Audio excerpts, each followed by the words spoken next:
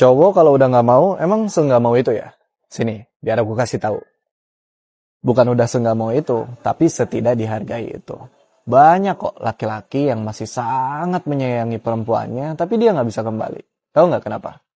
Aku kasih satu contoh yang relate dengan narasi ini. Pernah nonton film terbaik Indonesia, Tenggelamnya Kapal Van der Sar? Lupakah kau siapakah di antara kita, Kijang? Bukankah kau yang telah berjanji ketika saya diusir oleh Nini mamamu? Karena saya asalnya tidak tentu. Orang hina dina tidak tulen Minangkabau. Ketika itu kau antarkan saya ke simpang jalan. Laki-laki ya kadang selayaknya Zainuddin.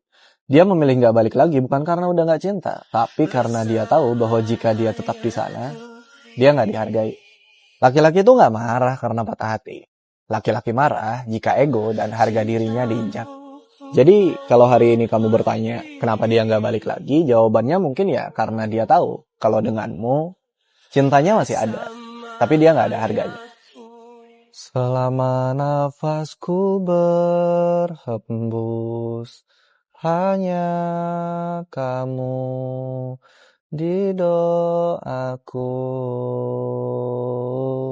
Hei Hayati, Hayati.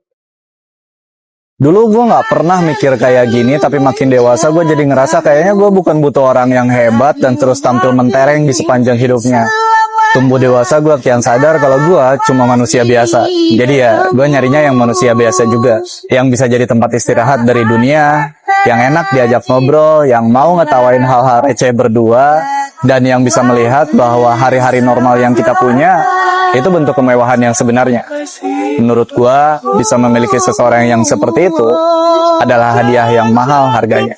Kurang lebih itu definisi jodoh dalam versi yang sederhana.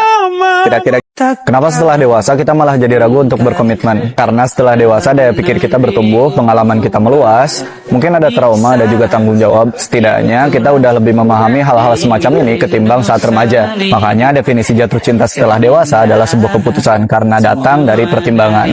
Apa yang kita pertimbangkan? Ya banyak. Mungkin agamanya, keluarganya, karakternya, atau pekerjaannya. Di antara semua pertimbangan ini, kita harus mengambil keputusan. Itu yang membuat kita susah untuk berkomitmen. Berbeda sama saat kita remaja, jatuh cinta itu datang dari ketertarikan yang gak banyak alasannya, sehingga lebih memudahkan kita untuk berkomitmen. Jika bisa bersama sampai menikah dan tua, menurut gua itu adalah suatu keberuntungan. Setelah dewasa, cinta bahkan berada di bawah respek dan kompromi secara prioritas. Butuh kecerdasan emosional yang setara untuk bisa memahami hal ini sama pasangan.